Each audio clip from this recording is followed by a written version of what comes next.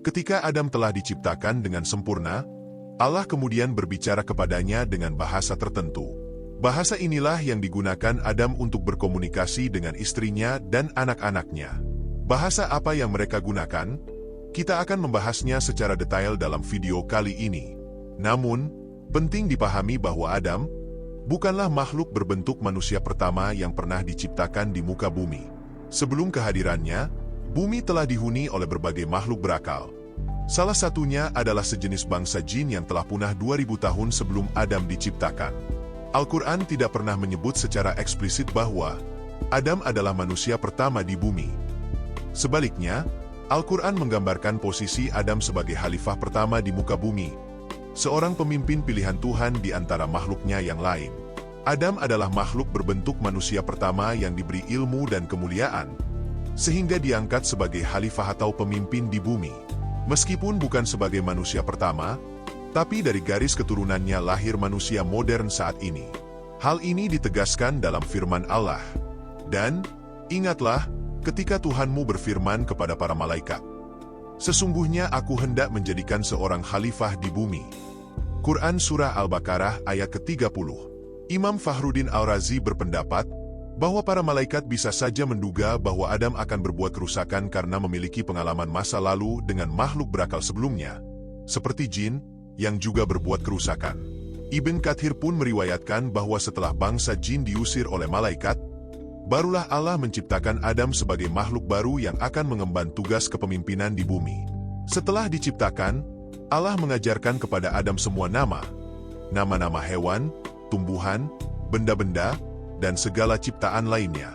Kata wa'alama atau mengajarkan di sini tidak sekadar transfer pengetahuan biasa, bisa juga dimaknai sebagai bentuk penanaman langsung informasi. Mirip seperti Allah meletakkan chipset atau memori ilmu pengetahuan dalam diri Adam. Ketika turun ke bumi, Adam langsung mampu mengenali segala sesuatu, bentuknya, fungsinya, namanya. Semua pengetahuan itu telah tertanam kuat dalam memorinya. Selama sekitar 1000 tahun, Nabi Adam mewariskan pengetahuan tersebut kepada keturunan-keturunannya tentang ciptaan Allah, nama-nama benda, hewan, dan tumbuhan. Timbul pertanyaan penting.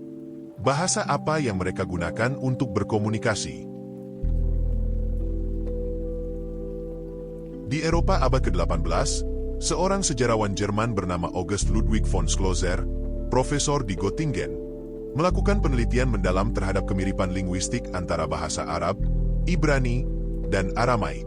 Ia menemukan bahwa ketiganya memiliki struktur tata bahasa dan sistem akar kata, root system, yang sangat mirip.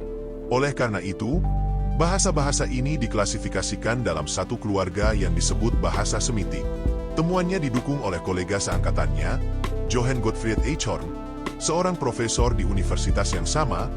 Dia dikenal sebagai teolog, orientalis, dan kritikus biblos. Eichhorn menulis berbagai karya tentang hubungan antara bahasa Semitik dan masyarakat Timur Tengah. Ia menyimpulkan bahwa bahasa Arab, Ibrani, dan Aram berasal dari satu bahasa nenek moyang yang sama. Keduanya berpendapat bahwa keturunan Sem, anak Nabi Nuh, adalah leluhur bangsa penutur bahasa Arab, Ibrani, dan Aram klasik. Di masa yang lebih awal, semua kelompok ini menggunakan satu bahasa yang sama, yang kemudian berkembang menjadi berbagai dialek seiring waktu dan generasi. Apakah Sem menciptakan bahasa baru? Jawabannya tidak. Menurut linguis Christopher Ehret, Robert Hetzron, dan Igor Diakonov, bahasa Semitik adalah salah satu cabang bahasa Afroasiatik yang paling konservatif. Artinya, ia menyimpan banyak fitur kuno dibanding cabang lain yang telah banyak berubah. Saat ini hanya terdapat sekitar 40% akar kata dasar dan morfologi antara Semitik dan cabang Afroasiatik lainnya yang sama. Ini menunjukkan relasi etimologis yang bisa ditelusuri sampai ke nenek moyang bersama, yaitu Proto-Afroasiatik. Sedangkan antara sesama bahasa Semitik mempunyai kemiripan sampai mencapai 80%. Penemuan tertua mengenai bahasa Semitik berasal dari bahasa Akkadia, yang merupakan bahasa Semitik Timur dan digunakan di wilayah Mesopotamia atau sekarang disebut dengan Irak, sekitar abad ke-24 hingga ke-23 sebelum Masehi.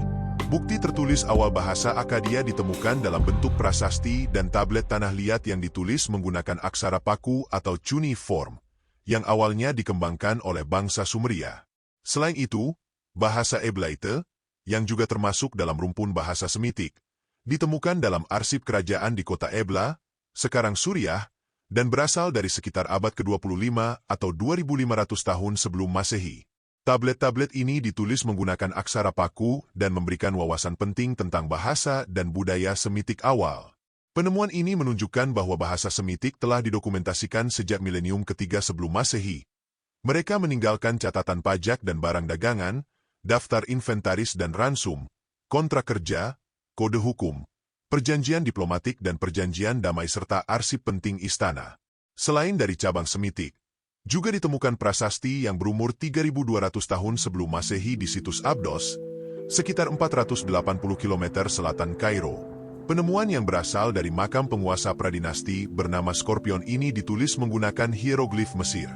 Meskipun pada periode ini tulisan dan catatan hanya ditemukan sangat terbatas di dinding kuil dan makam para raja, namun sudah cukup untuk membuktikan bahwa bahasa Afro-Asiatik sudah digunakan di Mesir sejak milenium keempat sebelum Masehi.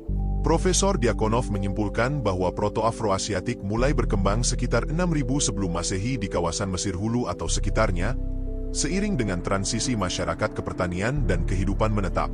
Ia mengaitkan persebaran bahasa ini dengan budaya Neolitik awal, dan menekankan pentingnya Lembah Nil sebagai pusat migrasi dan komunikasi. Menurutnya, bahasa Semitik kemudian menyebar ke Timur Tengah, sedangkan cabang lainnya menyebar ke Afrika Utara dan Sub-Sahara. Beberapa para ahli seperti Christopher Ehret, Igor Diakonov, dan Lionel Bender menyatakan bahwa Proto-Afro-Asiatik muncul antara 10.000 hingga 6.000 sebelum Masehi, di mana periode ini juga diyakini sebagai periode kehidupan Nabi Adam dan keturunannya. Apakah itu hanya kebetulan atau sesuatu yang terlalu dipaksakan untuk terlihat sama? Mari kita kaji lebih dalam. Para ahli linguistik historis seperti Christopher Ehret, Igor Diakonov, Lionel Bender dan Robert Hetzron hanya memperkirakan bahwa Proto-Afro-Asiatik sebagai leluhur bahasa Semitik yang berkembang pada milenium 10 sampai dengan 6 sebelum Masehi tanpa menyebut Nabi Adam, karena mereka berhipotesis dalam kerangka ilmiah sekuler, bukan sebagai teologis. Dari sisi akademik dan studi sejarah sekuler, sosok Adam dan Sem kerap dianggap sebagai tokoh tradisional atau mitologis, bukan sebagai tokoh sejarah yang dapat diverifikasi melalui bukti arkeologis. Misalnya, ilmuwan seperti Noam Chomsky, pencetus teori universal grammar dari MIT atau Massachusetts Institute of Technology, menyatakan bahwa kapasitas manusia untuk berbahasa lahir dari mutasi kognitif genetik, bukan dari evolusi gradual biasa, bukan dari pewarisan ilahi atau tokoh historis tertentu. Demikian juga dengan William Albrecht memandang tokoh seperti Shem sebagai figur eponim, nama tokoh yang mewakili etnis atau bangsa, bukan individu historis. Ia menulis bahwa Shem, Ham, dan Yafet dalam kitab Kejadian mewakili pembagian simbolik dunia, bukan sejarah literal. Namun sebagian besar tokoh sejarah dan teolog lainnya tidak sependapat dengan ilmuwan sekuler tersebut. Misalnya Ibn Kathir, menyebutkan bahwa Nabi Adamlah yang mengajarkan bahasa kepada anak-anaknya, dan bahasa ini kemudian diwariskan secara turun-temurun, hingga ke Sem dan keturunannya. Dalam karya terkenalnya Al-Bidiyah wa Al-Nihayah, beliau juga mengutip beberapa pendapat ulama terdahulu tentang bahasa yang digunakan oleh Nabi Adam, yaitu bahasa Arab atau Suryaniyah. Namun ia tidak menetapkan satu pendapat secara pasti. Berbeda dengan Ibnu Katsir, beberapa cendekiawan Muslim lain seperti Ibnu Qutaibah, As-Suyuti dan Ibn Hazm mengatakan bahwa bahasa Nabi Adam adalah bahasa Arab. Sedangkan Ibn Taimiyah dan Al-Talabi menyimpulkan bahwa bahasa Nabi Adam adalah bahasa Siriak atau Syrianiyah atau Ibrani kuno. Selain pendapat dari cendekiawan Muslim, semua tokoh dan rabi Yahudi secara umum meyakini bahwa Adam berbicara dalam bahasa Ibrani. Dan Ibrani adalah bahasa suci atau Lashon HaKodesh, yaitu bahasa pertama yang digunakan manusia dan Tuhan. Talmud Bavli dalam Sanhedrin ayat 38b dituliskan bahwa Adam berbicara dalam bahasa Ibrani, dan menyebut bahwa nama-nama yang ia berikan kepada makhluk sesuai akar kata Ibrani. Demikian juga dengan tradisi Kristen awal, khususnya Gereja Latin dan Ortodoks Timur, juga menganggap bahwa Adam menggunakan bahasa Ibrani atau bahasa surgawi yang tidak lagi ada di dunia modern. Misalnya Santo Agustinus dalam De Civitate Dei menyebut bahwa bahasa umat manusia pada awalnya satu, dan mungkin itu bahasa yang digunakan oleh Adam sebelum peristiwa Menara Babel. Hal serupa juga disampaikan oleh Origenes Adamantius, yang mengatakan bahwa bahasa Adam adalah bahasa ilahi yang kemudian tercerai-berai saat manusia berdosa. Bukan hanya tokoh Kristen awal, pendapat ini juga diperkuat oleh tokoh Kristen modern, seperti John Gill yang hidup pada tahun 1697 sampai dengan 1771. Sebagai komentator Alkitab Protestan, dia meyakini bahwa Adam berbicara dalam bahasa Ibrani, karena nama-nama seperti Isya, perempuan, dan Chafah, Hawa, memiliki akar dalam Ibrani.